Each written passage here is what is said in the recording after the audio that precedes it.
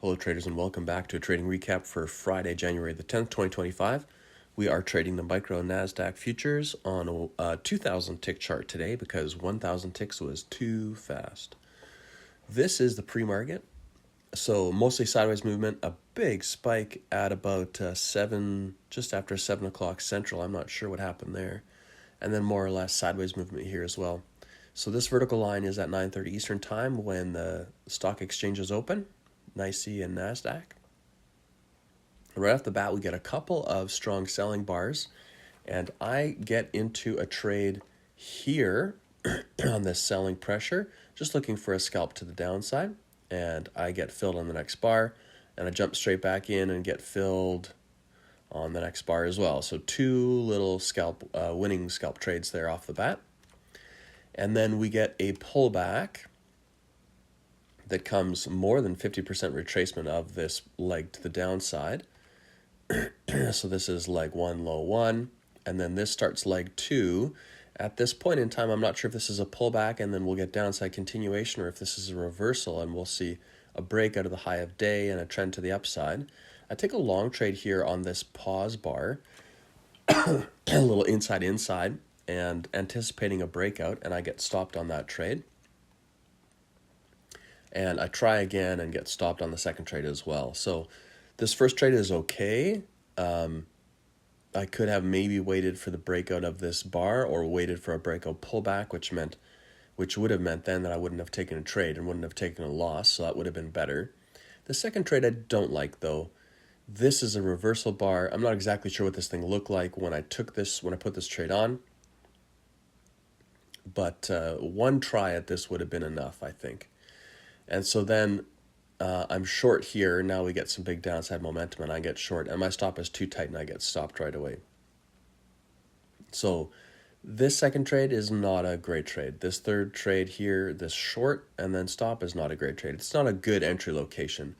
You need some kind of a key entry point like the EMAs, which aren't very useful right now because they're very sideways, or a trend line or a trend channel line, which I'm nowhere close to at this point. It's the opposite, actually. We've just broken down through the bottom of what ends up being a bear flag breakout to the downside.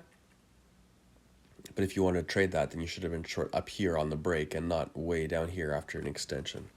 Okay, so a couple of trades there that are not that great.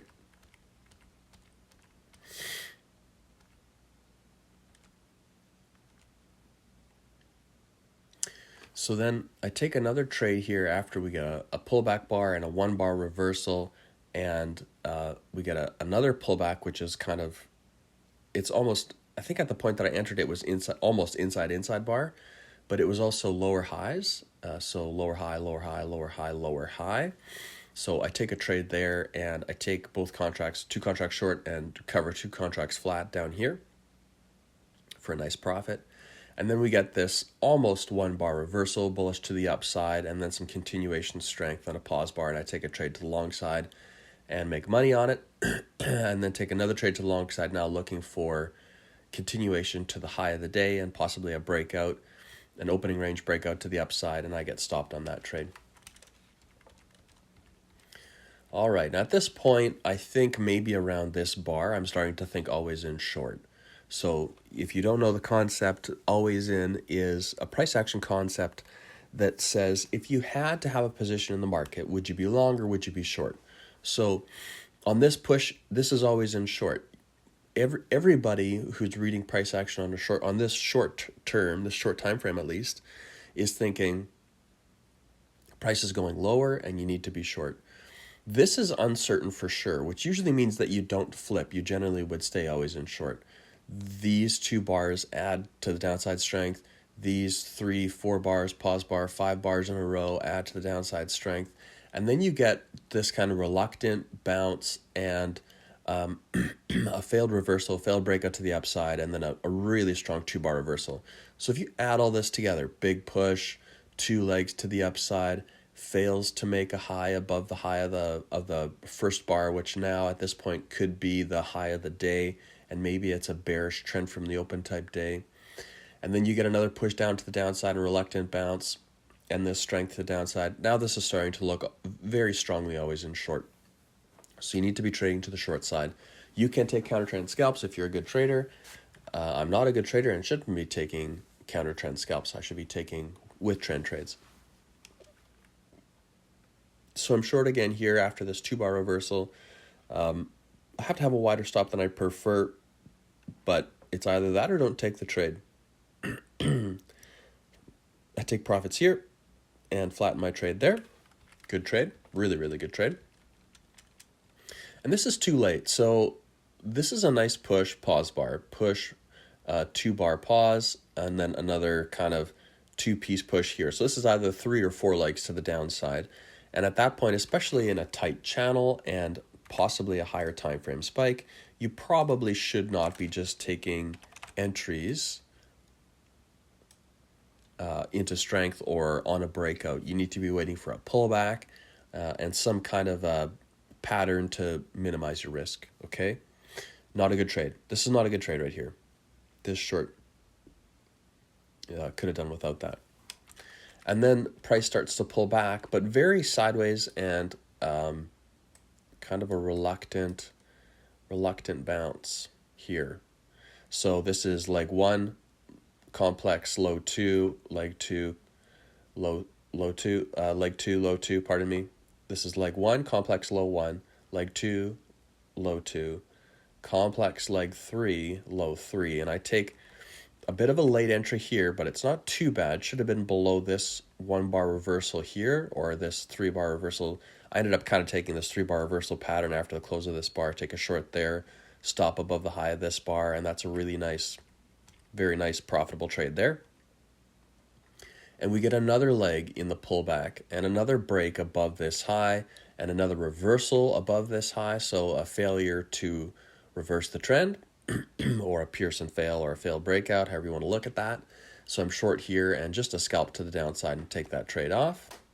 And then I missed this strong move, which is really unfortunate because it's actually ends up being one of the nicer moves of the day up until the point up until where I stopped trading. Pardon me, I'm sick today. So we get these couple of really big bars, and they come all the way down and break through what is the low of this pivot low and the low of this flag, which is more or less just a sideways expanding wedge type bearish flag, and the low of the day. And we get a breakout, and I take a trade there, but it's not working, and I don't want to hold it in case I get kind of whipsawed back to the upside. So I just lighten my risk there by taking one of the contracts off, and then I scalp out the second. And this is the missed opportunity here, is that this move continues in a second leg that's roughly a measured move to the downside.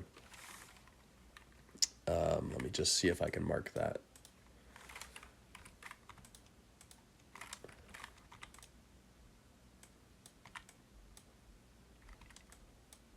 Okay.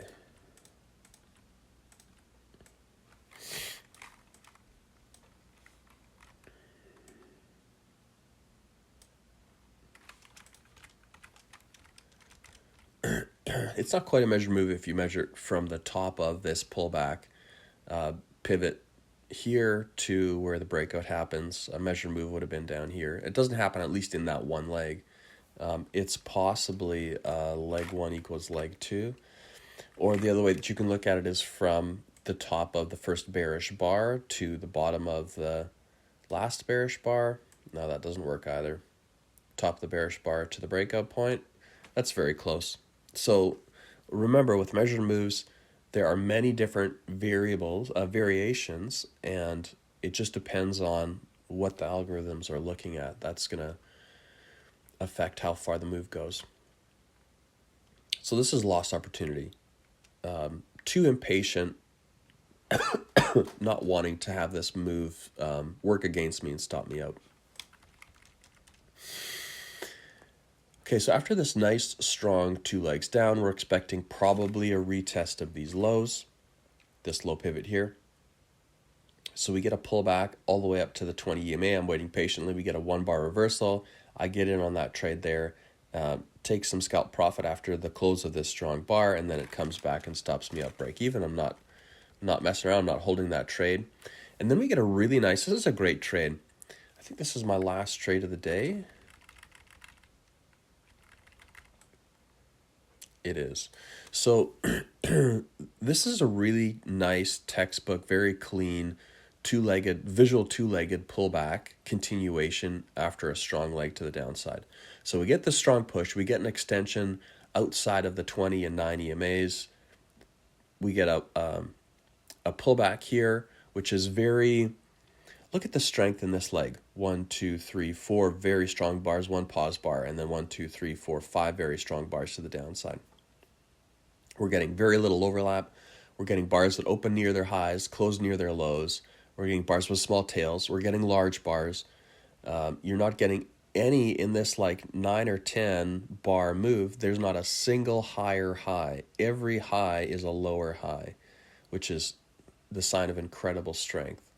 And then this bounce, this first leg pullback at least, has got lots of indecision and kind of reluctance to the upside.